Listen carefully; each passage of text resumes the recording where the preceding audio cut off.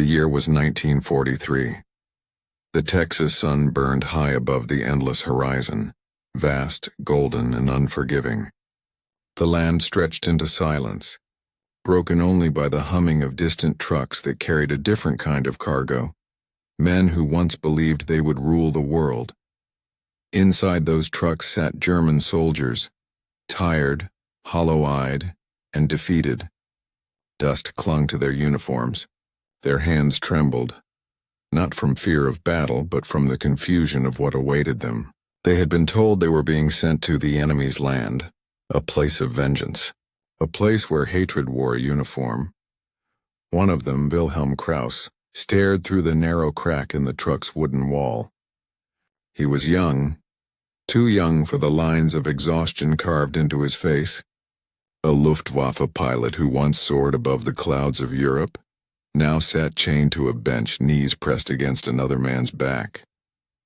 In his mind, he imagined America as a land of cold cells and harsh guards, the kind of place a German was taught to fear. The truck slowed. The engine coughed once, then died. Wilhelm raised his head. Outside the dust, he saw the gate, tall wooden posts crowned with barbed wire. A sign read, Camp Hearn, Texas. The gate opened and a new kind of silence followed. The guards and Americans stood in a straight line. They weren't shouting. They weren't aiming rifles. They just watched, almost curious. Wilhelm expected to be pushed, kicked, cursed. Instead, an officer stepped forward, his voice calm. Welcome to Camp Hearn. You'll be treated according to the Geneva Convention. Follow the rules and you'll be fine. The word struck Wilhelm harder than any blow could. He looked around, searching for sarcasm, for cruelty, but found none. The officer turned and walked away, leaving the prisoners standing there, dazed, as the men were led to their quarters. Wilhelm noticed the camp itself, rows of wooden barracks, clean paths between them, a small flag fluttering in the dry wind.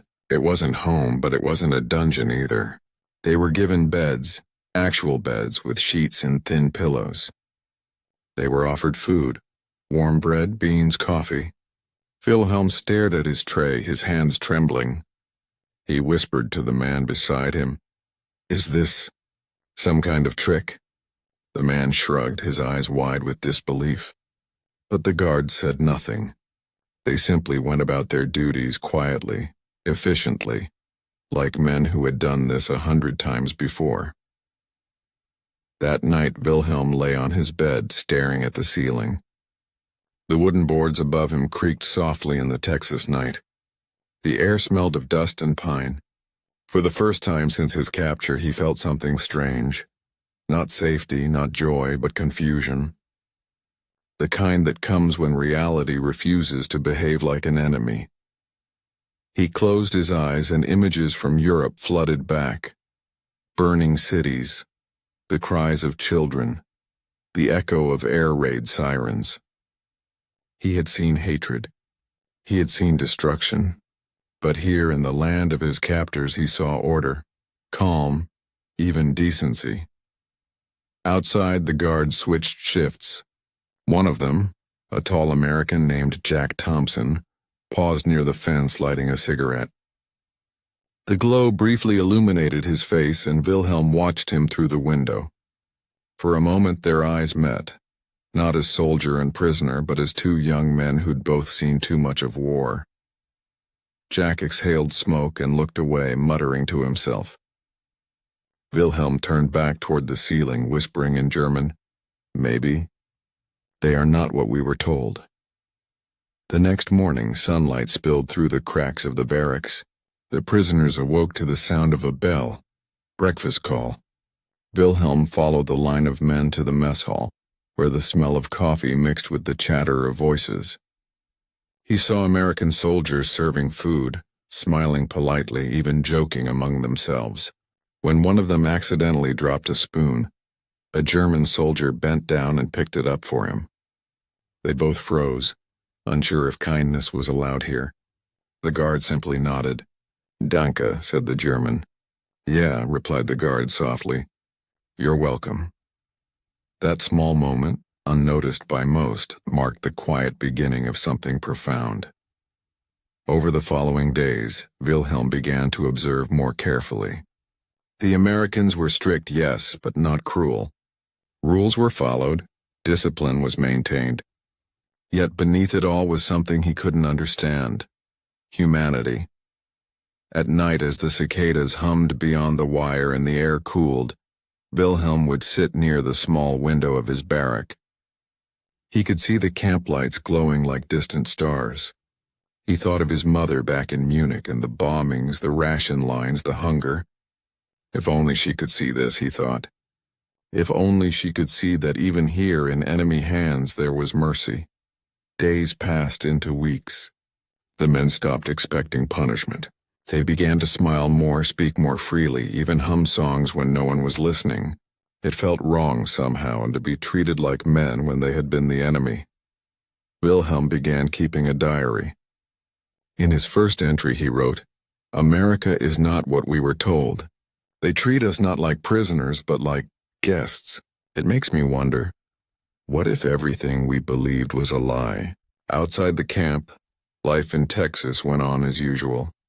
Locals whispered about the German soldiers behind those fences.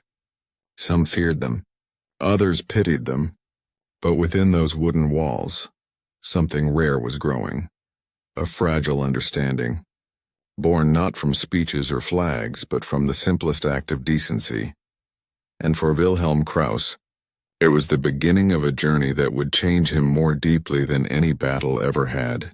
Days turned into weeks at Camp Hearn, and the Texas summer refused to show mercy. The air shimmered like glass above the dry earth, and even the wind seemed tired. For men like Wilhelm Krauss, used to the cold skies of Europe, the heat was a strange kind of punishment. Yet even in that suffocating warmth, something unexpected was growing, a quiet sense of normalcy.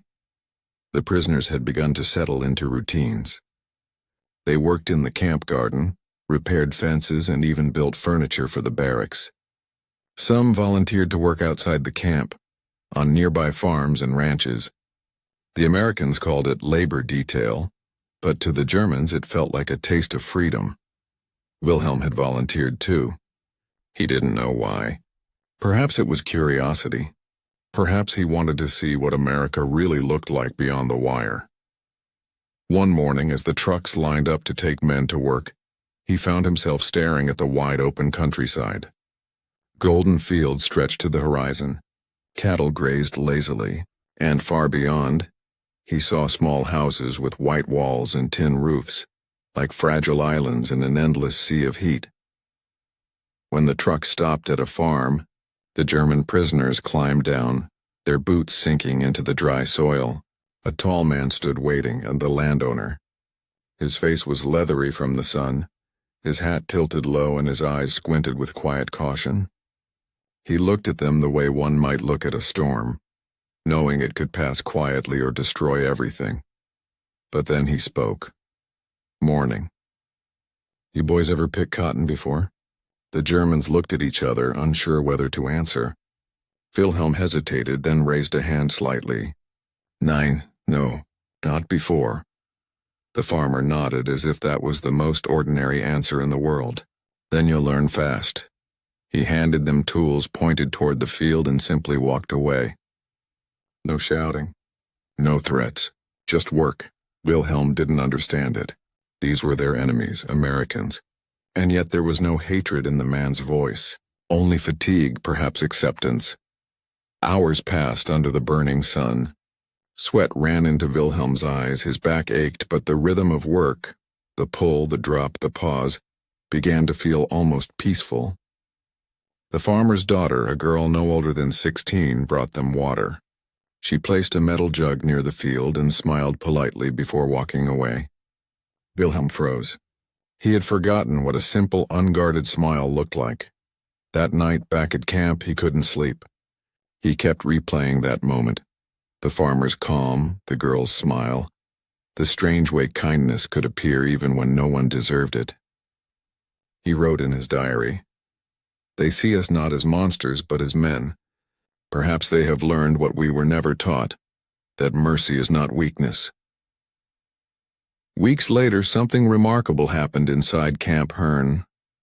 A group of prisoners who had once been musicians began to gather in the mess hall after dinner. Using broken instruments and scraps of wood, they built a small band. They played German songs, soft, nostalgic tunes that reminded them of home. At first, the guards listened from afar, suspicious but curious.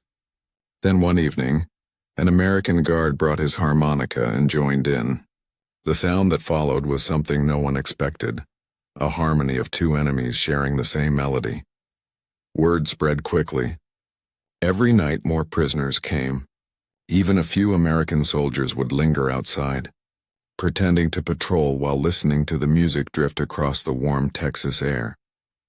Wilhelm began writing lyrics in English, with the help of a guard who knew a little German.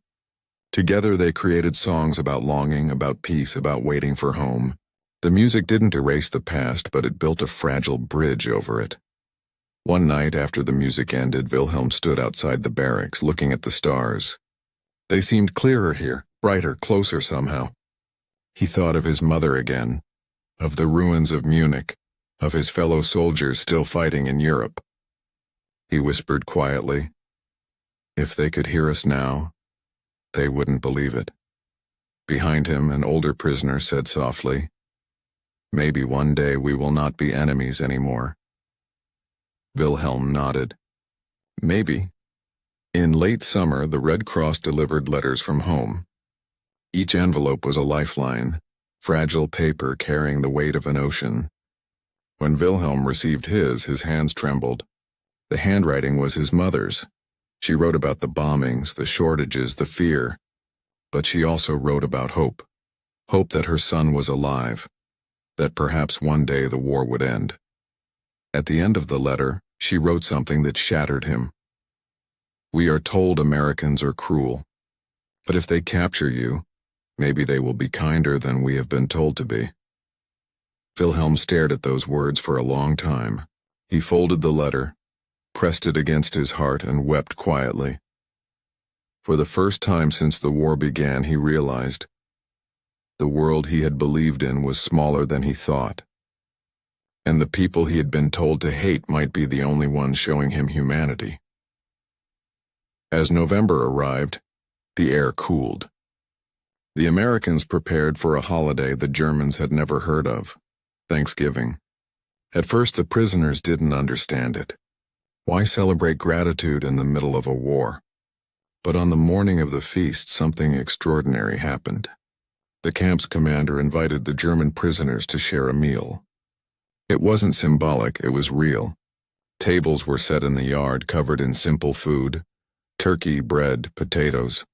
The Germans sat quietly, unsure if it was a joke. Then one of the American guards raised his cup. "To peace," he said softly. No one cheered, but many nodded. That night, Wilhelm wrote another entry in his diary. "I used to think strength was shown through power. Today I learned it's shown through mercy. I don't know what will become of us, Colin, but I know now that hate cannot live where kindness exists." By winter, the camp had changed. Guards and prisoners spoke more freely. Some exchanged books. Some taught each other words in their languages. One American officer even started a small library, with both English and German titles. Wilhelm began teaching younger prisoners English. He didn't know why he felt compelled to do it, perhaps to repay what he'd received. One afternoon he saw the farmer from the summer again. He had come to the camp gate, bringing baskets of fruit for the prisoners. When Wilhelm approached to thank him, the man simply said, "You worked hard. That's all a man can do." Then he walked away. As the gate closed, Wilhelm realized something simple yet profound. War had made them enemies, but life had made them neighbors. The sun had barely lifted above the flat Texas horizon when the trucks rolled out of Camp Hearn. The prisoners sat in the open backs, dust spiraling behind them like smoke from another kind of battle. None spoke. The war in Europe felt half a world away, yet its weight sat in every man's chest. Wilhelm Krauss held his cap between his hands, thumbs tracing the faded Luftwaffe eagle that no longer felt like an emblem of pride. The cloth had turned soft from sweat and dust. Around him, other Germans leaned against the wooden rails, their eyes lost in the endless stretch of yellow-brown earth. He had imagined America as a mirror of its propaganda, hard, mechanical, cold. Instead, the landscape breathed. Mesquite trees clawed at the sky, and somewhere far off, cattle lowed lazily, as if unaware that men could still kill each other for flags and orders. A guard named Corporal Miller rode on the front seat of the truck, one boot resting on the dash, a cigarette between his teeth. He didn't glance back often, and when he did, his face showed no hatred, only habit. That more than kindness unsettled Wilhelm, the idea of being unimportant in captivity. In Germany, every word, every salute had mattered.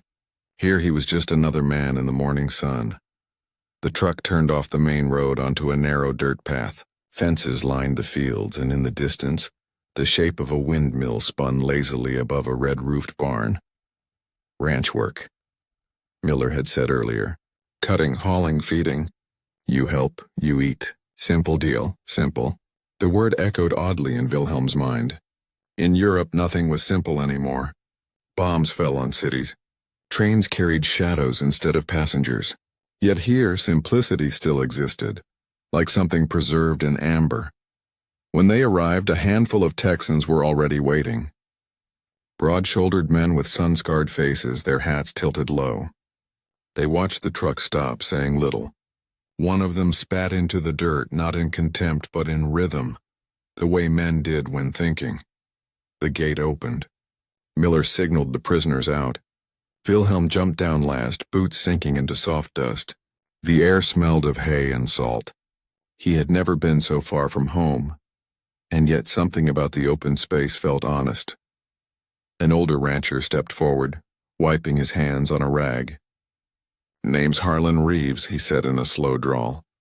"You boys work with respect, we'll treat you fair. Try anything stupid, the Army'll handle it." No threat in his voice, just plain truth. That truth, more than the rifles at the gate, carried authority. The prisoners nodded. Reeves studied them, eyes landing on Wilhelm for a second longer. Maybe it was the way the young German stood, shoulders squared, jaw tight, as if still waiting for orders that would never come. "You ever worked stock before?" Reeves asked. Wilhelm hesitated. "No, sir," he answered in careful English. The rancher smirked faintly. "Then today's your lucky day."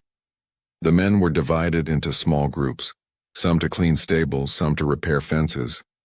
Wilhelm was handed a pitchfork and pointed toward a corral where a dozen cattle swayed lazily. The smell hit him first, thick, earthy, alive. In the Luftwaffe, he had smelled oil, metal, fear. This was different. Raw, human. Hours passed beneath the crushing sun. Sweat stung his eyes, dust coated his throat. Yet as the work went on, something loosened inside him. The rhythm of labor dulled thought. The scrape of wood, the clank of buckets, the low murmur of cattle replaced the endless hum of warplanes that haunted his dreams. When noon came, Reeves's daughter, Annie, a girl of 16, walked out carrying a metal bucket filled with water and tin cups. She offered it wordlessly to the prisoners. Wilhelm looked up, surprised. Her blue dress fluttered in the hot breeze. He hesitated before taking a cup. The water was cool, tasting faintly of iron and dust. "Danke," he said softly. She tilted her head, unsure what it meant, but smiling anyway. "You're welcome." It was the first smile he had seen directed at him since the day he was captured. It struck deeper than any interrogation. Later, as they sat under the meager shade of a pecan tree, Miller and Reeves talked quietly. Wilhelm caught fragments, something about the harvest, about needing more hands if the war dragged on. To them, he realized, the prisoners weren't enemies. They were labor. Useful but not despised. That distinction mattered more than he expected. When the work resumed, Reeves joined them in the field. He didn't stand over them barking orders. He worked beside them, sleeves rolled, hands rough with blisters that matched theirs. It confused Wilhelm, the absence of rank, the equality of effort. In Germany, labor had been duty. Here it seemed almost virtue. By evening, the sun bled orange across the horizon. The guards loaded the men back into the trucks, but before they left, Reeves walked up to Wilhelm again. "You did fine today, son," he said. "Tomorrow we'll see if you can handle a rope." Wilhelm nodded, unsure how to respond. Praise was foreign in captivity. As the truck rattled back toward the camp, he stared at the fading ranch behind them. Something strange burned in his chest. Neither pride nor sorrow, but a kind of awakening. For the first time since his capture, he didn't feel like a prisoner. He felt like a man learning how to live again. The sun over Texas rose like a glowing copper coin, suspended in a cloudless sky. Heat waves shimmered across the dusty fields, turning the horizon into a pale blur. For the German prisoners, the morning was both strange and familiar. The clang of the camp bell reminded them of barracks discipline, but the air, the light, the scent of wild sage, all whispered that they were far from home. Heinrich adjusted the strap of his canteen as they were herded toward the open trucks. Around him, men murmured in low German voices, and some curious, some bitter. The guards stood relaxed, rifles slung casually over their shoulders. One of them even chewed on a straw, smiling faintly as if today were nothing more than a long chore. When the truck started, a warm wind whipped across their faces. It carried the dry sweetness of hay and distant cattle, and for a moment Heinrich closed his eyes. He could almost pretend it was Bavaria, those long summer days before the war, before everything turned to rubble and fear. The truck rattled down a dirt road and stopped near a vast cotton field. White blossoms stretched as far as they could see and like snow under a blazing sun. A tall man in a wide-brimmed hat stood waiting. He wasn't a soldier. His skin was darkened by years of sun and his voice carried a calm authority. "Morning, boys," he said. The translator, a soft-spoken Texan lieutenant, repeated the words in German. "You'll be helping Mr. Hawkins with his cotton today. Do your job and you'll eat well tonight." A few of the Germans exchanged looks. This was not the labor camp brutality they'd imagined. No shouting, no whips, just work. Hawkins walked among them, showing how to pick cotton properly, careful not to crush the fibers. He even chuckled when one of the younger prisoners fumbled with the sack. "You'll get the hang of it, son," he said. Tapping his hat, Heinrich felt something tighten in his chest. Son. That word in English, spoken with warmth, broke through a wall he didn't realize he had built. Hours passed under the punishing sun. The prisoners' uniforms, faded and patched, clung to their backs. Dust coated their boots, their lips cracked, but no one complained.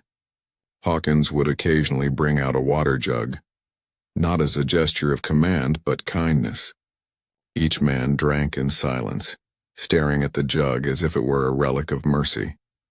During a short break, Heinrich sat beneath the shade of a cottonwood tree. He saw the farmhouse nearby, white paint peeling, porch swing swaying in the wind. Through the open door he caught a glimpse of a woman, perhaps Hawkins' wife, setting out lemonade glasses. He watched her pour the drink and smile faintly at the guards outside. It was so ordinary, so gentle, it almost hurt to look at. Carl, sitting beside him, muttered, "They treat us like guests." Heinrich didn't answer. He didn't know what to say. His thoughts drifted to the prisoners they'd guarded once. Russians, thin as shadows, trembling in the cold. How could one war hold such different faces? Later that evening, the trucks rolled back toward camp. The sky burned orange and purple, and the cotton fields turned to liquid gold. Heinrich rested his arms on the truck's edge, watching the landscape pass. Barns, cattle, children waving from a distance. When they returned, the camp cooks handed them hot stew, beef and potatoes, not the watery soup they'd known in Europe. Some men laughed quietly as they ate. Others stared at their bowls, unable to comprehend the warmth in front of them. That night, as Heinrich lay in his bunk, he listened to the soft hum of crickets outside the barracks. For the first time in years, he didn't feel like a number or a uniform. He felt human. and with that fragile thought sleep came, heavy and dreamless. Weeks passed at Camp Hearn, and the rhythm of life began to settle into a fragile, almost surreal normalcy. The POWs worked the fields, repaired fences, and attended to the livestock, but their thoughts were never far from home. Europe seemed like a dream that belonged to another life. Cities reduced to ash, friends lost in the chaos, and families trapped in fear. One gray morning, a small convoy arrived from the Red Cross. The trucks carried letters, the lifelines from another world, carefully sorted and handed to the camp's officers. The prisoners lined up with a mix of anticipation and dread. Some hoped for good news, others feared the worst. Heinrich clutched his hands together, trying to steady his shaking fingers. The officer handed him a small envelope. The handwriting on the front was unmistakable, his mother's. Heinrich retreated to a quiet corner, seated on a wooden bench outside the barracks. His heart pounded as he broke the seal. The paper smelled faintly of lavender and ink, familiar, comforting, almost unbearably distant. My dear Heinrich, the city has suffered, but we are alive. I pray you are safe. Though I know war has a way of bending safety into a fragile thing.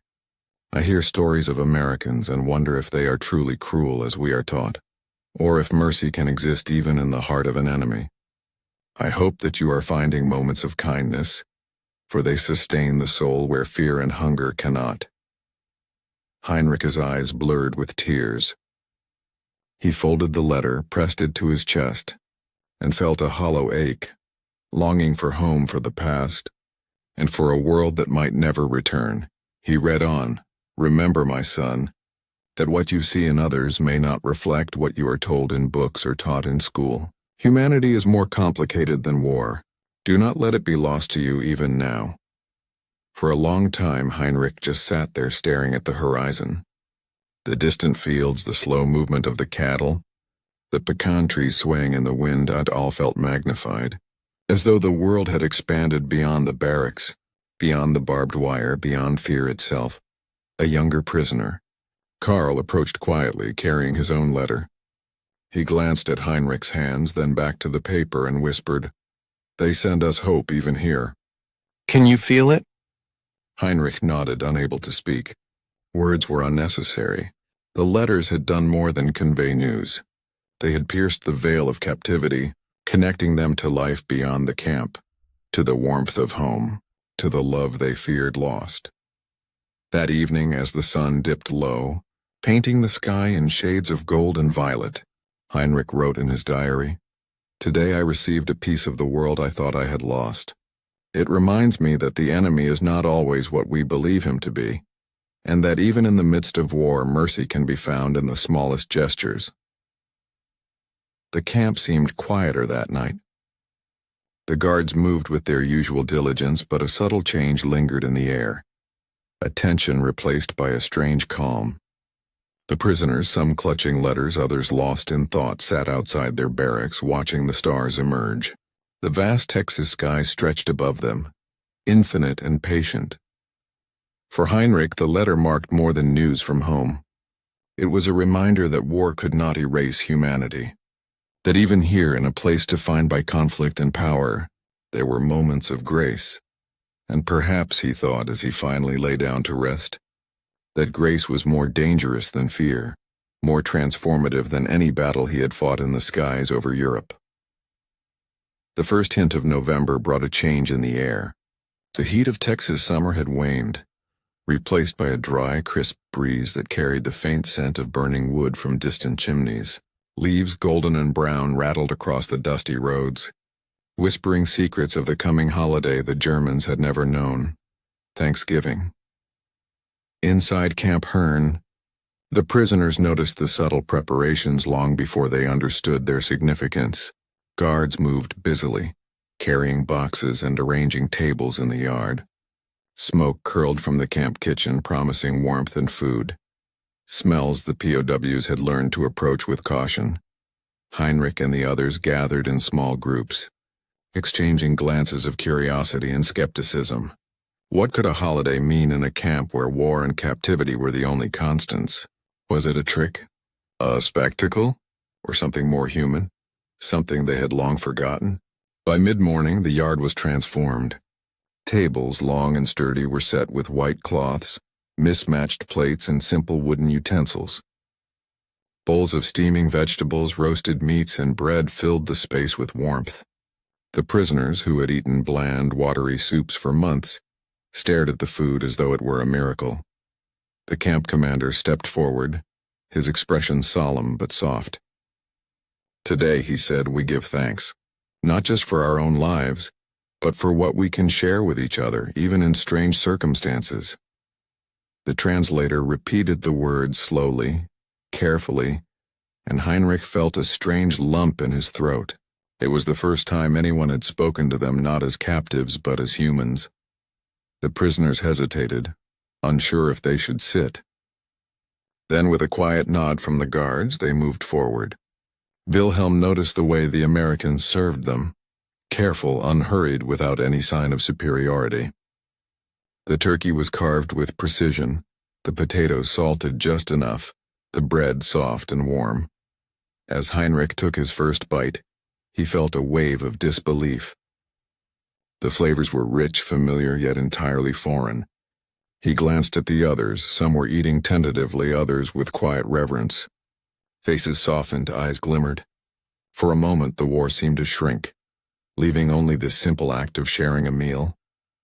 At one end of the yard, an American guard lifted his cup in a silent toast. "To peace," he said softly. A few other guards joined, and though no cheer followed, the prisoners understood. It was not a mockery. It was an offering. Heinrich's thoughts wandered. He thought of his mother, sitting by the fire in Munich praying for her son to survive. He thought of the streets of Berlin scarred by bombs, and wondered how such generosity could exist in a world that had created so much destruction. Around him, conversations in broken English and hesitant German unfolded. A young German boy laughed quietly when he spilled a cup of cider.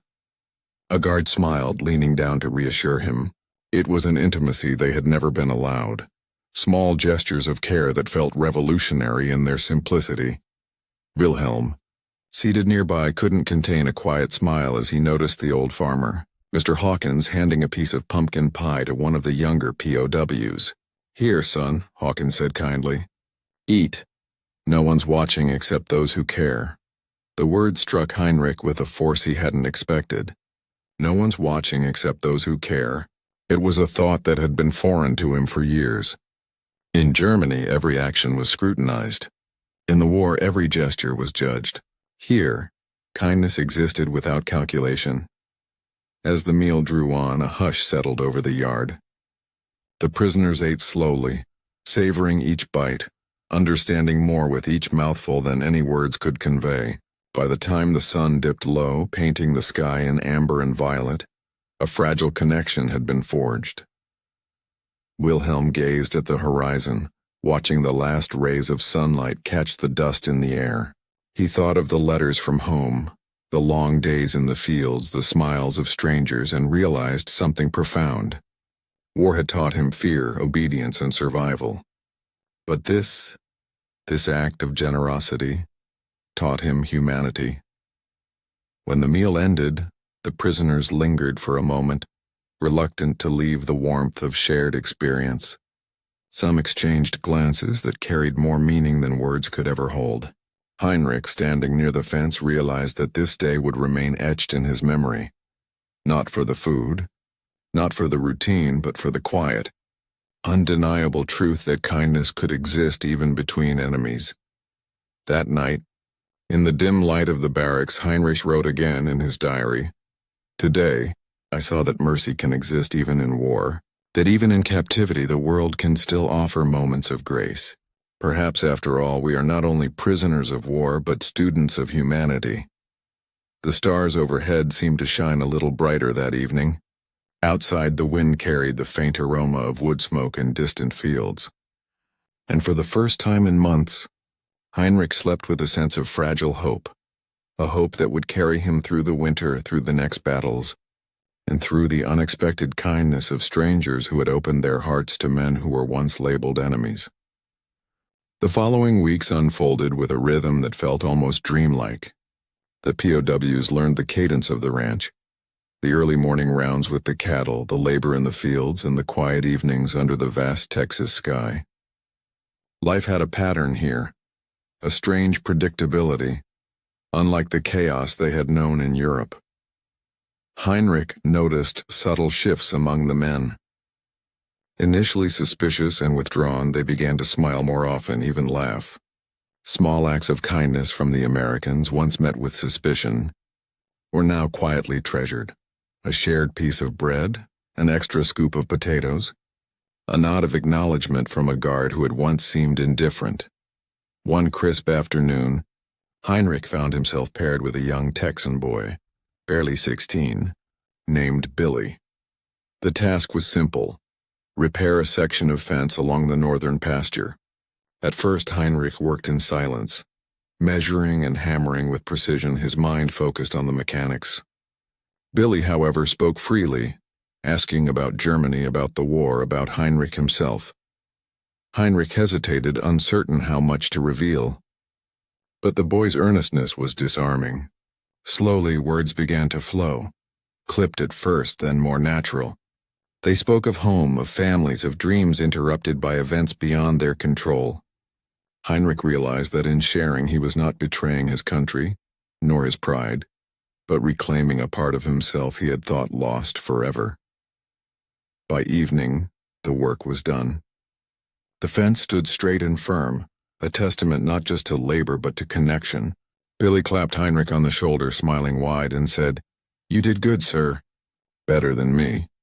For the first time in months, Heinrich laughed genuinely.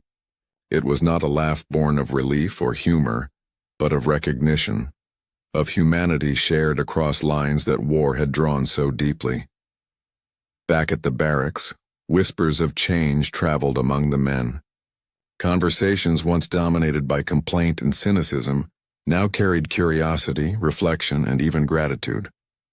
The prisoners began to notice the effort Americans made to understand them, to treat them not as enemies but as people.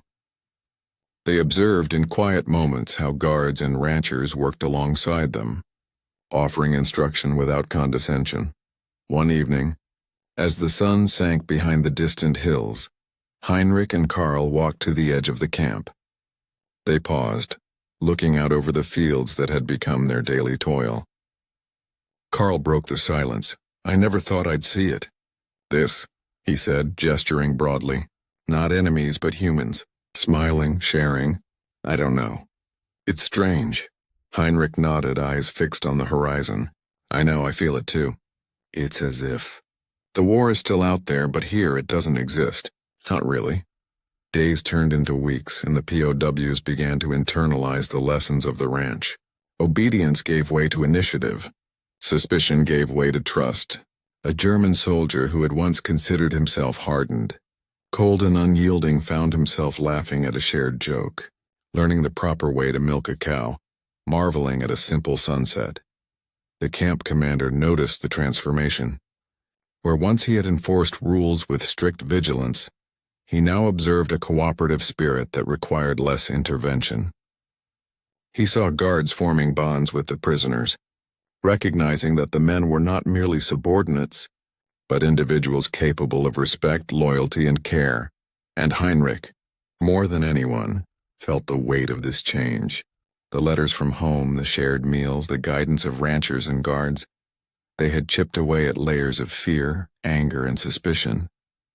He began to write longer letters in reply, sending not just news but reflections on what he had learned, on the kindness he had witnessed, on the fragile yet undeniable humanity that persisted even amid the horrors of war. One afternoon, during a rare moment of rest under a large oak tree, Heinrich considered the paradox of his situation. Here he was, a prisoner of war, yet freer than he had been in years. Freer because people had chosen to show him dignity, respect, and care. His thoughts turned to the men who would never see such treatment, the ones lost in Europe's chaos. And yet he realized that even one example of mercy could ripple through countless hearts, changing the course of understanding, even if not the course of the war itself.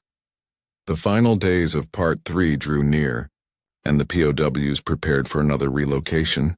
As the trucks lined up, they paused to glance back at the ranch, at the fields they had tended, the fences they had repaired, the moments of connection they had shared.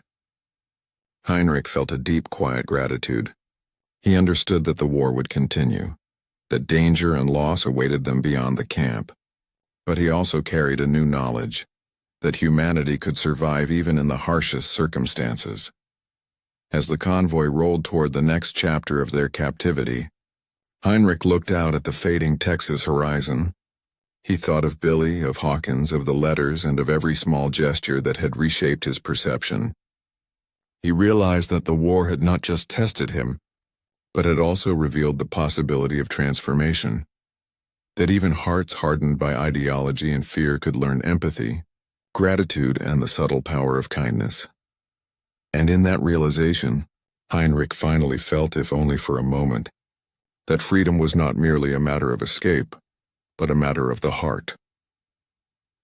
Days turned into weeks, and the POWs at Camp Hearn had grown into a rhythm that was almost comfortable. The once tense interactions between prisoners and guards had softened into mutual understanding. Yet even amid this fragile normalcy, moments of courage and moral conflict continued to emerge, quietly shaping the hearts of men. Heinrich had noticed one of the younger prisoners, Fritz, struggling with a heavy load of feed. The boy's hands were raw and his back ached from the repetitive labor. Guards moved past, not out of cruelty but out of routine. Hawkins, observing the scene, stepped forward without hesitation. "Here," Hawkins said, lifting part of the sack. "We work together." Fritz froze, astonished. It had never occurred to him that a man on the other side could act without malice. Heinrich watched silently as Fritz's shoulders relaxed, his hands gripping the sack with renewed determination.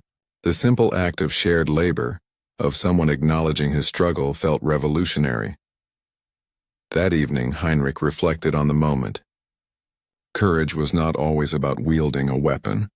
Sometimes it was bending the rules, helping someone carry a burden or offering a hand when none expected it. He realized that the true measure of a man could be found in these small acts, far from the battlefield's roar. Not every day was easy. One afternoon, a stray calf wandered toward a dangerous section of the ranch, near a thicket where snakes often hid.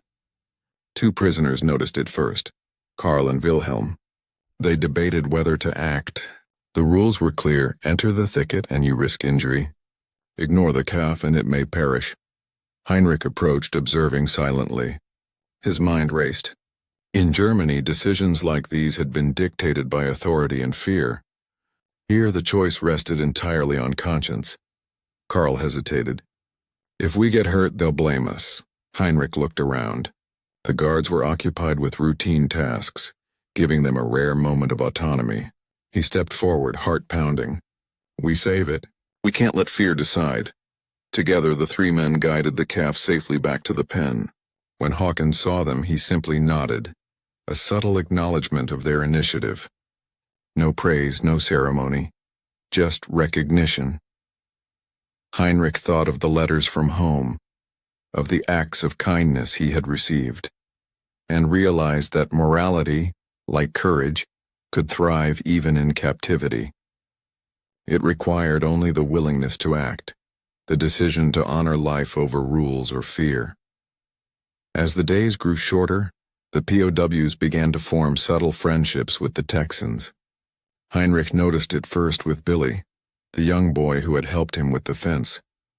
Their conversations, once tentative, now flowed freely. They spoke of farms, of simple pleasures, of dreams postponed by war. One evening after the day's labor, Billy handed Heinrich a small hand-carved wooden horse. "For you," he said. "So you don't forget Texas." Heinrich held it gently. It was more than a gift. It was a bridge between worlds, a testament to the trust and connection they had built. For months he had lived under suspicion and fear, yet this small token reminded him that compassion could exist even in the harshest circumstances. The other POWs observed silently. Some shook their heads in disbelief. Others smiled quietly, realizing that gestures of empathy were as powerful as any weapon they had known. The culmination of Part 4 arrived not with gunfire or orders, but in subtle transformation. Heinrich sat beneath the Texas sky, watching the sun dip behind the distant hills. He reflected on the journey, letters that brought hope, meals that brought dignity, small acts of courage and kindness that reshaped hearts. The POWs had arrived as enemies, defined by flags and uniforms, but now they were men once again, flawed, learning, capable of empathy. Even the guards had changed, seeing prisoners as individuals rather than numbers. Heinrich understood the paradox. Captivity had imposed limitations, yet within these limits, humanity had thrived. Bonds had formed, courage had emerged, and hearts had been reshaped. And in that quiet evening, as the wind rustled through the pecan trees, Heinrich smiled. He realized that the war outside would continue, but within this small Texas ranch, a different kind of victory had already been won.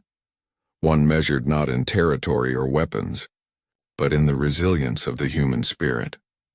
Winter approached Texas with a subtle chill that painted the mornings in frost and muted sunlight. The POWs, now familiar with the rhythm of the camp, noticed the stark contrast between the harsh European winters they had endured and the relatively gentle cold of the Texan plains. Yet it was not the weather, but the final lessons of compassion and humanity that marked this season. Heinrich walked through the camp, observing the subtle changes in his fellow prisoners. Faces that had once been hardened by fear now carried quiet confidence. The young men laughed more easily, shared stories freely, and extended small gestures of goodwill to each other and even to the guards. One afternoon, a sick cow lay in the pen, unable to rise. The camp veterinarian, a Texan farmer who had trained under emergency conditions during the war, guided Heinrich and Karl through the process of tending to the animal. The men worked side by side, their movements deliberate, respectful, and careful. In that moment, Heinrich realized the depth of transformation that had occurred. The war had once defined them, stripped them of choice, and reduced them to uniformed numbers. Yet here, in the careful tending of a living creature, they reclaimed their humanity. The small acts of kindness, courage, and shared labor had forged a moral victory no battle could ever claim. News arrived that the POWs would be transferred to another facility. The camp, once alive with routine, now hummed with the quiet tension of impending separation. Men packed their belongings, exchanged glances heavy with unspoken words, and lingered at doors and windows to memorize every detail of their temporary home. Heinrich walked through the barracks one last time, touching the walls as if to imprint the memory on his mind. Each corner held a story, a meal shared, a lesson learned, a conversation with a guard who had treated him with dignity. Outside, Hawkins and a few other ranchers moved about, preparing a farewell gesture. Tables were set one final time, adorned with bread, vegetables, and small cakes baked in the camp kitchen. The gesture was simple, yet it carried profound weight, a final acknowledgement of shared humanity and respect. When the POWs arrived, they paused, eyes wide at the unexpected sight. Some men were overwhelmed, others silent, struggling to comprehend that such care could be extended even in farewell. Heinrich felt a lump in his throat. He realized that the moments here, the meals, letters, labor, laughter, and shared responsibility, had reshaped him in ways far beyond what he had imagined possible. Before departure, Heinrich received one last letter from the camp. The envelope was unassuming, but the contents held more meaning than any previous correspondence. Heinrich, you came as a prisoner, yet leave as a man who has experienced the kindness, courage, and dignity that the world can still offer. Remember these lessons, carry them home, and share them when you can. Humanity often hides in the smallest gestures, but it is stronger than fear, stronger than war. Heinrich folded the paper carefully, tracing the words with his finger. For the first time, he felt the distance between enemy and friend dissolve, replaced by something deeper, understanding, respect, and a fragile hope for the future. Around him, other POWs read letters, shared whispered reflections, and exchanged silent embraces. Bonds had formed that no war could erase. They had learned that kindness could break barriers, courage could take forms beyond the battlefield, and even captives could shape a moral landscape stronger than any army. The trucks waited, engines humming softly, ready to carry the POWs to the next chapter of their captivity. Heinrich stood at the edge of the camp, gazing at the fields, the fences, and the buildings that had become a temporary haven. He turned to Billy, the young Texan who had offered friendship and a hand-carved horse. The boy's smile was hesitant but genuine. Heinrich extended his hand and Billy shook it firmly. No words were necessary. The gesture spoke volumes. Trust, gratitude, and the unspoken promise that their paths, though separated, had changed both hearts forever. The convoy rolled forward. POWs looked back at the camp, at the horizon glowing with sunset hues, at the memories etched into the land. For Heinrich, the experience had been transformative. He realized that war might take life and freedom, but it could never extinguish empathy, courage, and humanity. As the trucks disappeared into the distance, Heinrich closed his eyes. He remembered the letters, the meals, the small acts of kindness, and the quiet courage he had witnessed. He carried these memories as armor, not against enemies, but against the darkness that war could leave in the soul. And for the first time in years, he felt a profound, enduring sense of hope.